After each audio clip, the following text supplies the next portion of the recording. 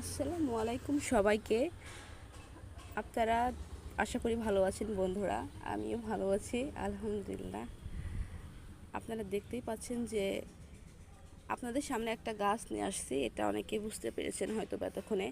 এটা হচ্ছে আকাশমণি বা উবদবানি এই টাইপের অনেক জায়গায় অনেক রকম নাম এই ঝাল গাছটা। এটা এমন একটা ঝাল গাছ যেটা অন্য ঝালের থেকে আমরা সচরাচর যে ঝালটা খেয়ে থাকি সেই সমস্ত ঝালের থেকে এটা ঝাঁজ বেশি।